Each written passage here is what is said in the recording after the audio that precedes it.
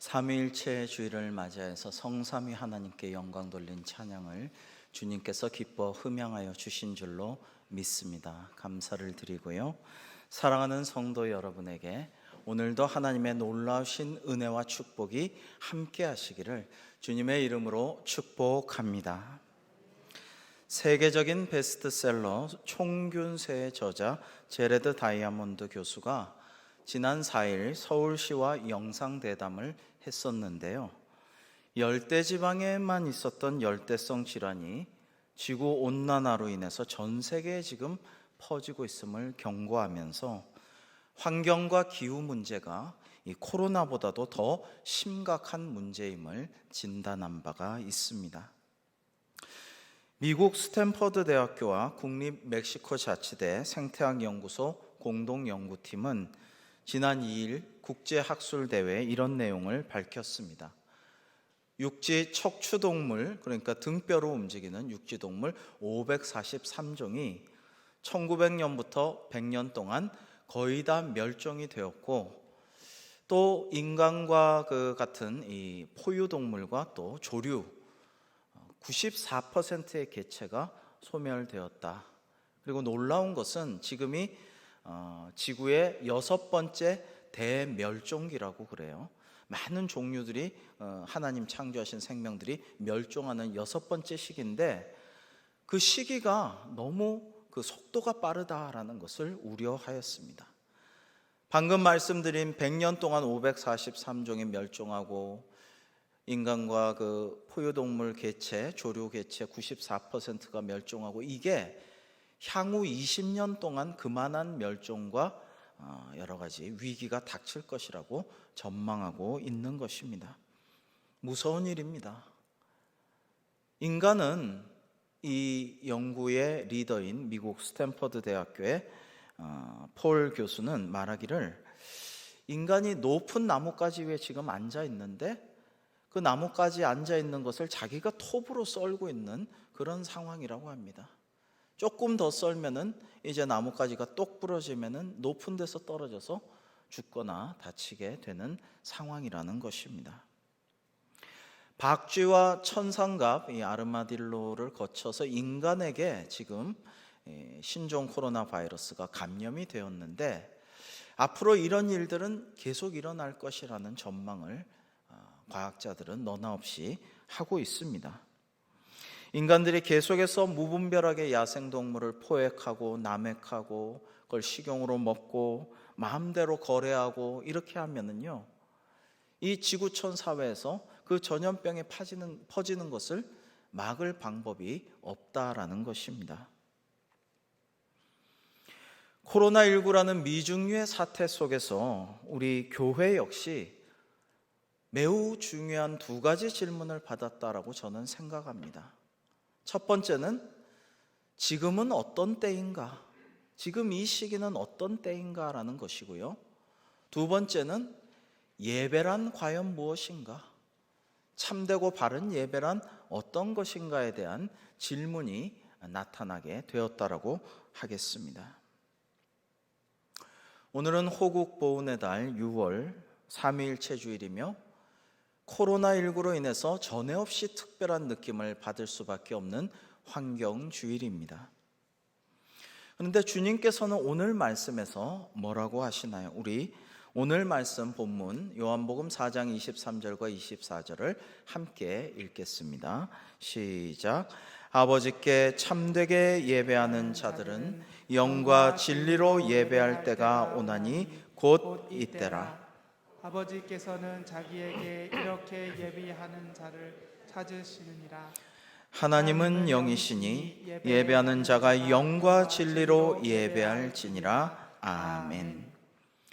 주님께서는 이 때가 우리에게 오늘 주시는 말씀, 주님은 이 때가 영과 진리로 예배하는 자를 아버지께서, 하나님께서 간절히 찾으시는데 곧 이때다라고 우리에게 말씀해 주시는 것입니다. 이때라는 건요, 이 성경 본문의 의미에서는 주님 약속하신 성령님께서 오셔서 우리를 참되고 진정한 예배로 인도하시는 바로 그때인 것이죠. 근데 그때가 지금이기도 하다라는 것입니다. 오늘 본문 바로 앞에서 어떤 사건이 일어납니까? 예수님께서 사마리아 수가 마을의 여인과 대화하는 장면이죠. 이 여인은 아마도 사마리아 여자였지만 참된 예배를 많이 사모한 그런 사람이었던 것 같아요. 그래서 우리는 조상 때부터 그리심산에서 예배하고 당신네 유대인들은 저기 예루살렘에서 하나님께 예배하는데 바르고 참된 예배 어떻게 하면 됩니까? 선지자처럼 보이는 예수님께 매우 중요한 질문을 던졌습니다. 그러자 예수님께서 대답하십니다. 여기냐 저기냐 장소가 중요한 게 아니라 영과 진리로 예배하는 것이 중요하다. 아버지 하나님께서는 아버지께 참되게 영과 진리로 예배하는 자를 찾으시는데 곧 이때다. 약속하신 성령께서 성도들의 마음에 오셔서 진정으로 바르게 예배하는 때가 오나니 곧 이때니라 라고 가르쳐 주신 것입니다. 여러분, 영으로 드리는 예배라는 건요, 영이라는 것은 인간의 심령을 의미합니다. 온 마음을 다해서 정성을 다해서 힘을 다해서 하나님께 드리는 예배가 영적인 예배라는 것입니다. 구약에서는 이것을 전심으로 드리는 예배, 전심으로 제사, 전심으로 예물을 바침, 이렇게 전심이란 말로 표현이 되었습니다. 그 다음에 진리로 드리는 예배는 어떤 것입니까? 이 진리라는 것은 하나님에 대한 명백하고 뚜렷한 지식을 뜻합니다. 근데 이 뚜렷한 지식, 명백한 지식, 이거를 어떻게 알 수 있습니까? 성경을 통해서 하나님의 말씀을 묵상하면서 알 수가 있고요. 이것을 우리에게 깨닫게 해주시는 분은 성령님이시라는 것입니다. 가장 중요한 것은 뭡니까? 예수 그리스도께서 하나님의 독생자시고 우리를 위해 십자가에 달려 돌아가셨으며 그를 믿는 자마다 구원과 영생을 얻고 우리도 다 부활한다. 이런 바른, 그러나 세상 사람들은 알 수도 없고 믿기도 어려운 이것을 밝히 가르쳐 주시는 것이 성령님이 빛으로 조망하시는 것이라는 말씀인 것이죠.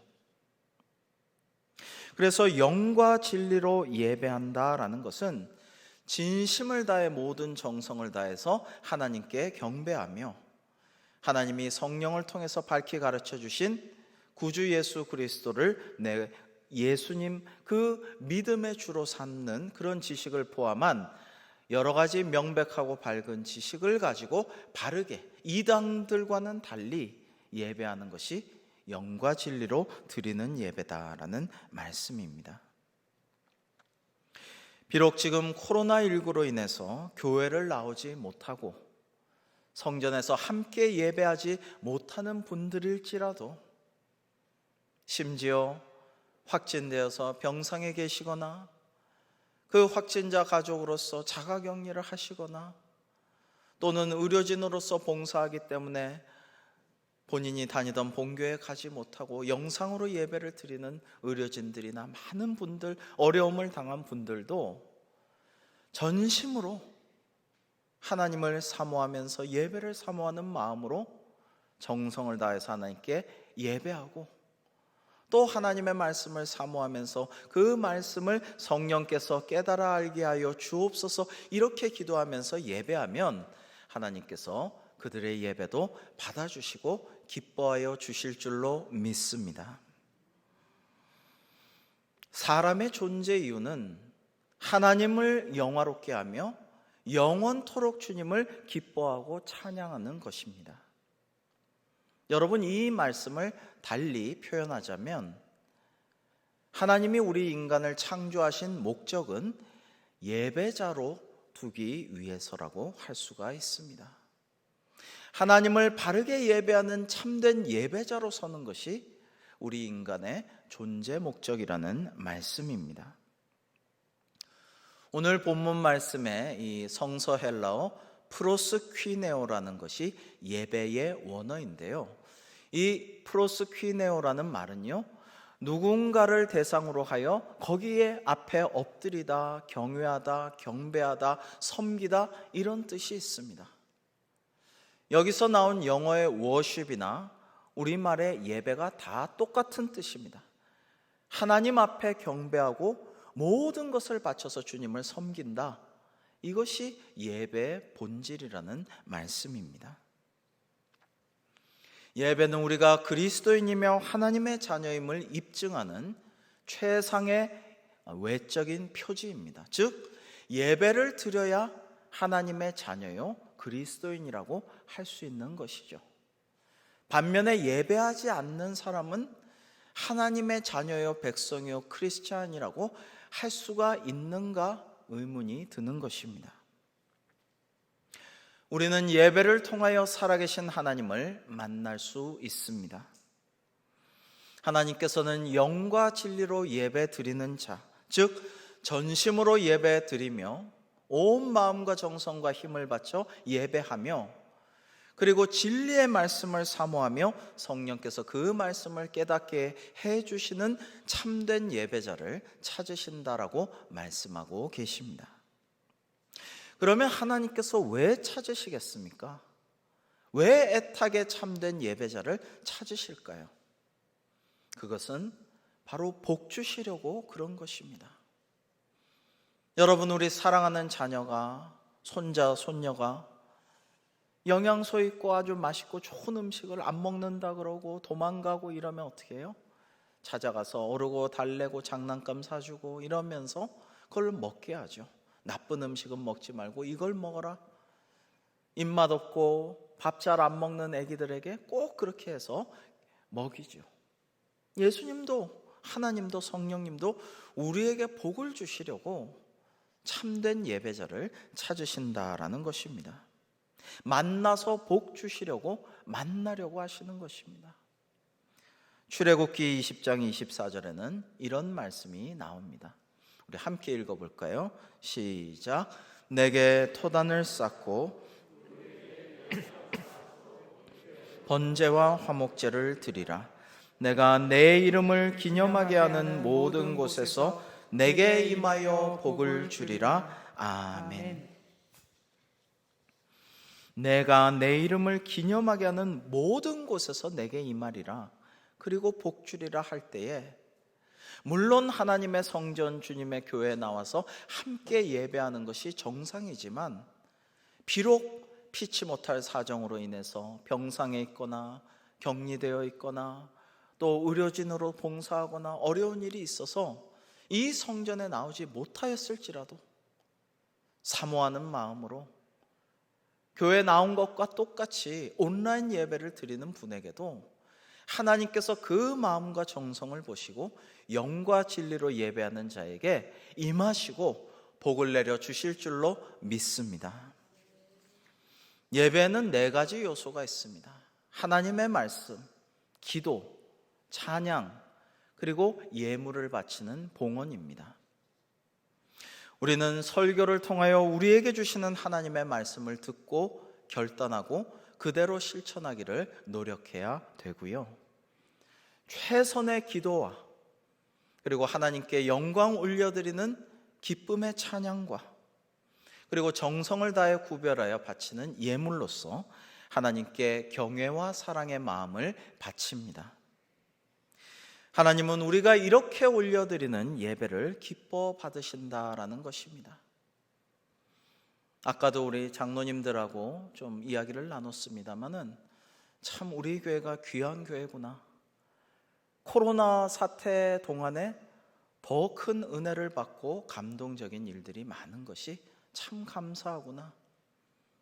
교회에 나오지 못해도 사모하면서 그 온라인 예배에 대한 감상과 그런 이야기들을 저는 오늘 새벽에도 받았고 계속 받고 있는데 참 은혜가 됩니다. 요즘 여러분들 아까 마하나임도 그렇고요. 아까 1부, 2부 때도 다 그랬고요. 그 찬양과 또 기도 소리가 얼마나 은혜가 되는지 몰라요. 그리고 기도송이 이렇게 은혜로웠던 때가 없어요. 요즘 기도송이 어쩌면 그렇게 은혜롭나 이런 생각을 하면서 감사하고 있습니다. 비록 삶의 상황이 어렵다 할지라도 하나님을 기쁘시게 함으로써 내 인생에 성령님께서 임하시고 충만하시면 반드시 주님 예비하신 복을 받아 누리게 될 줄로 믿습니다. 아무리 어렵고 힘들어도 불가능하게 여겨지는 일들도 전능하신 하나님께서 행해 주실 것이기 때문입니다. 그런데 잊지 말아야 할 중요한 점이 있습니다. 예배를 영어로 서비스라고도 하는데요, 이 예배 서비스는 우리가 하나님께 서비스하는 것입니다. 이것을 잊지 말아야 하는 것이죠. 그런데 어떤 분들은, 의외로 많은 분들이 주일날 일부러 내가 교회 나왔는데 하나님이 나한테 서비스해 줘야지, 이렇게 생각하는 분들이 왕왕 계십니다. 하나님이 나한테 서비스 해줘야지, 내가 그 서비스 받으러 오는데, 그게 아니에요. 물론 말씀에 은혜 받고 성령께서 우리 마음을 주장해 주시고 찬양에서 기쁨이 넘치고 기도하는데 감동이 되고, 이렇게 하면 하나님께서 복을 주시고 정말 돌아갈 때 기쁨 가운데 성령 충만해서 평안하게 돌아가게 되지요. 그러나 그것은 부차적인 것입니다. 주객이 전도되면 안 돼요. 본말이 바뀌면 안 됩니다. 먼저 우리가 하나님께 영광 돌리고 주님을 기뻐하고 주님께 경배하고 어떻게 하면 하나님을 기쁘시게 할까 해서 모인 것이 예배라는 것입니다. 그 예배를 우리가 영과 진리로 참되게 드리면 하나님께서 우리에게도 큰 은혜와 복을 내려 주실 줄로 믿습니다. 하나님은 이처럼 영과 진리로 참되게 예배하는 자들을 애타게 찾으십니다. 코로나 팬데믹 이후에 공기질이 훨씬 좋아져 가지고 저는 너무 감사하다, 너무 기쁘다, 이렇게 앱을 켜보면은 새파랗고 이러면 얼마나 기분이 좋은지 몰라요. 근데 요즘에 중국이 경제가 재가동돼서 그런지 지난 주간은 이렇게 앱을 켜보면 빨간 날이 많았습니다. 공기 나쁨, 상당히 나쁨, 이런 날이 참 많아서 안타깝다, 공기만큼은 좋은 데서 살고 싶다, 이런 생각을 하다가 하나님께서 기도하는데 이런 마음을 주셨어요. 얘야, 카타콤베를 생각해 보렴. 이런 마음을 주셔서 제가 회개하고 기도하였습니다. 카타콤베란 여러분 아시죠? 로마 제국이 극심하게 기독교인들을 박해할 때 초대교회 성도들은 지하에 토굴을 파고 땅굴 속으로 들어가서, 사진을 한번 보여주실까요? 이 카타콤베에서 하나님을 마음껏 예배하고 경배하고 찬양하고 통성 기도하면서 이곳에서 예배를 드리고 일상생활도 숨어 지내면서 살았습니다. 여러분, 요즘에 누가 어디 식당이나 어디서 기침이라도 하면 돌아보고 눈길을 주죠. 근데 저 토굴 속에서, 저 지하 땅굴에서 공기가 얼마나 나빴을까요? 그리고 감기나 전염병이 전혀 안 걸렸을까요? 과연 그럴까요? 하나님은 악인이나 의인이나 똑같이 비를 내려주십니다. 지금 코로나를 죄 많은 사람들에게만 이렇게 주시고 의인과 하나님을 잘 믿는 사람들에게는 안 주시고 그런 것 아닙니다. 따라서 저는 이 카타콤베에서도 질병도 있고 질환도 있고 감기도 있고 어려움이 많았으리라고 생각합니다. 그 어려움이 없었던 게 아니에요. 어려움은 있었으나 그것을 극복하고 믿음과 인내와 소망을 가지고 기도하고 기쁨으로 하나님께 찬양하면서 예배 공동체를 이어갔던 것입니다. 여러분 생각해 보십시오. 누가 카타콤베 만들라고 했나요? 누가 카타콤베 들어가라고 했나요? 그러나 이 주의 성도들은, 영과 진리로 참되게 예배하기를 사모하는 자들은 스스로 그렇게 하였던 것입니다.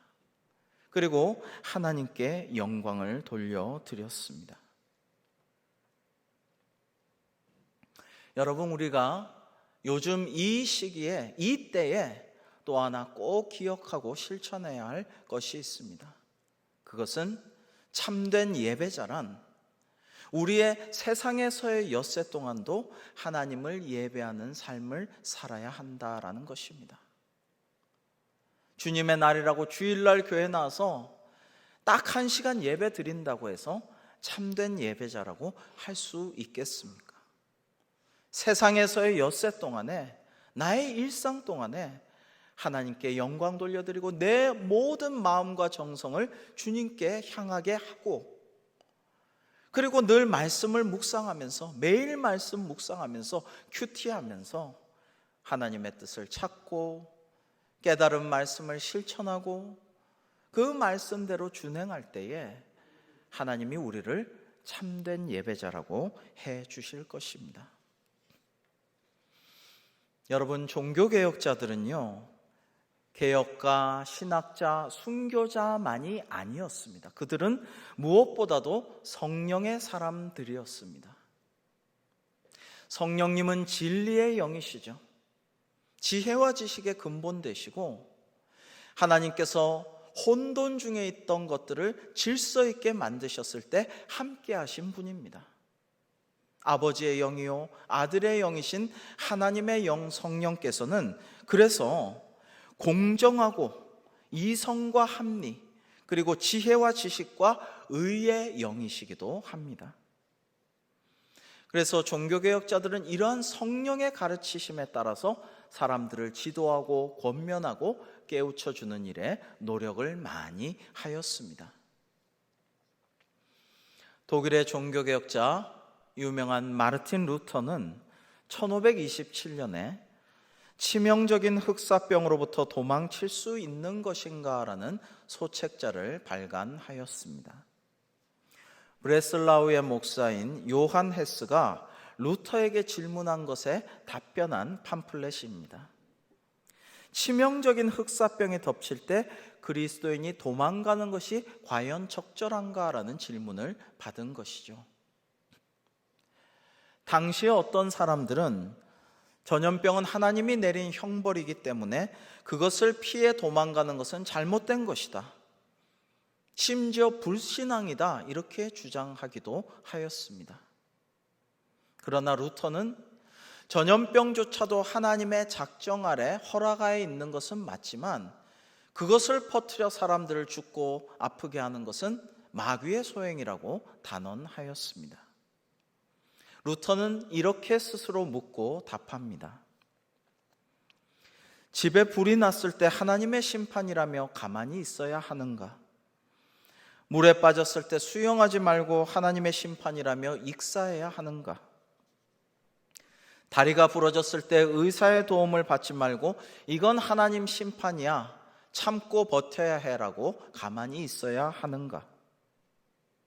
그렇다면 배고프고 목마를 때 왜 당신은 먹고 마시는가? 이제 우리는 우리를 악에서 구원하소서라는 주기도문을 암송하면 안 되는가? 만일 누군가가 불이나 물이나 고통 가운데 헤매고 있다면 나는 기꺼이 뛰어들어 그를 구할 것이다 라고 말했습니다. 실제로 비텐베르크의 흑사병이 창궐할 때 이 지역을 다스리는 도지사 같은 존재죠. 당시 작센의 영주인 선제후 요한은 이 루터에게 당신은 중요한 사람이니까 비텐베르크 교수들과 함께 이웃 도시인 예나로 피신하십시오라고 거의 명하다시피 했습니다. 근데 루터와 그의 동료들은 피하지 않고 남아서 성도들을 위해 기도하고 돌보는 일을 했습니다. 그러나 루터는 양떼를 돌볼 다른 목회자가 있다면 꼭 여기 남아 있지 않아도 되고 피신하는 것이 잘못된 것이 아니다라는 말도 같이 하였습니다. 순교를 각오한 강한 믿음의 사람들이 전염병에 맞서 이웃을 돌보고 살피는 것은 매우 훌륭한 일이지만은 그렇다고 해서 모든 사람들에게 당신은 왜 그렇게 못하느냐고 강요하거나 그렇게 하지 못하는 연약한 믿음의 소유자를 정죄하는 것은 잘못된 일이라고 말하였습니다. 목숨을 보존하기 위해 죽음을 피하는 것도 하나님이 주신 성품이고 본성이며 성경과 역사에도 그런 사람들의 예가 많이 나오기 때문이라고도 하였습니다. 요즘 저는 코로나19로 인해 고통당하는 분들, 확진자들과 그 고생하시는 병상에 계신 분들과 환우들과 또 자가격리되어 있는 힘든 상황에 계신 분들, 지금 동남아에도 선교사님들 얘기를 들어보면은 매우 어려운 상황이라고 합니다. 9월까지 아예 모든 예배와 집회와 이런 것들을 동남아에서 셧다운한 상황이라고 이야기를 들었습니다. 코로나19로 인해서 확진되고 격리되고 고생하는 분들이 너무 자책하거나 우울해하거나 잘못된 생각을 갖지 않기를 더욱 간절히 기도하고 있습니다. 그리고 오직 말씀과 기도와 믿음으로 승리하기를 축복하며 기도하고 있습니다. 요한복음 9장에는 예수님께서 길을 가실 때 날 때부터 맹인된 사람을 보셨습니다. 제자들이 너무 궁금해서 예수님께 여쭤봅니다. 라피요, 이 사람이 맹인으로 난 것이 누구의 죄로 인함이니까? 자기 때문입니까? 부모 탓입니까? 왜 이 사람은 날 때부터 시각장애인으로 이렇게 살아야만 했나요? 그러자 예수님께서 말씀하십니다. 이 사람이나 그 부모의 죄가 아니다. 그에게서 하나님의 하시는 일을 나타내고자 하심이라. 그리고 곧 그 사람을 고쳐주심으로 그 사람을 통해 하나님의 권능이 드러나고 하나님께 영광을 돌리는 일이 일어나게 됩니다. 여러분, 상처 입은 치유자라는 말을 저는 참 좋아합니다. 이번에 코로나에 확진되고 고통당하고 어려움에 처한 분들이 하나님의 은혜로 믿음으로 승리하여서 우리 교회에서, 한국교회에서, 세계교회에서 많은 사람들에게 전도하고 하나님께 영광 돌려드리고 간증과 고백을 함으로써 주님께서 더욱더 기뻐하시는 놀라운 일들이 많이 일어나기를 주님의 이름으로 축원합니다. 루터는 또한 너무나 경솔하고 분별 없이 하나님을 시험하고 죽음과 흑사병에 대처하는 모든 수단을 무시하는 사람들에게 반론을 제기합니다. 그런 사람들은 약을 사용할 거 없다라고 약을 멸시하고 의사도 무시하고 흑사병에 걸린 사람이나 장소를 피하지도 않았습니다. 그러면서 이게 내 믿음이라고, 나는 믿음이 강한 사람이니까 끄덕없다고, 이런 사람들이 있었습니다. 1520년대나 2020년대나 그런 사람들은 상존하는가 봅니다. 그러나 루터가 볼 때 이것은 하나님을 시험하는 것입니다. 루터는 말합니다. 하나님을 시험하지 말고 하나님을 신뢰하여라. 함부로 하나님을 시험하지 말고 내가 흑사병에 걸리나 안 걸리나 보자. 나는 약도 안 쓰고 처방도 안 하고 사람들 모이는 곳에 갈 거야. 그러나 하나님이 나를 지켜주실 거야 하면서 하나님을 시험하지 말고 오직 하나님을 신뢰하라. 루터는 이렇게 권면하였습니다. 약을 먹어라. 집과 마당과 거리를 소독하라. 사람과 장소를 피하라. 하나님의 작정 안에서 악한 자가 독과 치명적인 병을 퍼뜨렸다. 그러므로 나는 하나님께 자비를 베푸셔서 우리를 지켜달라고 간구할 것이다. 그리고 나는 소독하여 공기를 정화할 것이고 약을 지어 먹을 것이다. 나는 내가 꼭 가야 할 장소나 꼭 만나야 할 사람이 아니라면 피해서 나와 이웃의 감염을 예방할 것이다. 만일 하나님이 나를 데려가기 원하신다면 나는 당연히 죽게 되겠지만 나와 내 이웃의 죽음에 내가 책임질 일은 없을 것이다. 그러나 만일 이웃이 나를 필요로 한다면 나는 누구든 어떤 곳에든 마다 않고 달려가 그를 돌볼 것이다 라고 말했습니다. 이것이 하나님을 두려워하고 신뢰하는 믿음이라는 것입니다. 여러분, 하나님을 시험하지 말고 하나님을 신뢰하는 것이 우리의 예배의 기초라고 할 수 있습니다. 영과 진리로 일상 속에서 또 주일날 하나님께 참되게 예배한다는 것은 하나님을 함부로 시험하고 하나님의 이름을 망령되어 일컫는 것이 아니라 하나님을 온전히 신뢰하면서 하나님께 내 모든 마음과 내 모든 정성을 바쳐서 주님께서 명하신 것을 따르는 것입니다. 이것이 참 예배자의 자세입니다. 오늘 24절 말씀에는 하나님은 영이시니 예배하는 자가 영과 진리로 예배할지니라 라고 말씀하십니다. 하나님이 영이시라는 의미는 하나님은 우리가 바라보고 우리가 언급하고 우리가 제한하는 어떤 것이 아니라는 것입니다. 하나님은 초월자이시라는 것입니다. 그래서 하나님은 이름이 사실은 없어요. 출애굽기 3장 모세 소명장에서 모세가 두려우면서도 너무 궁금해서 하나님 이름이 무엇입니까? 그러자 하나님 말씀하십니다. 나는 스스로 있는 자니라.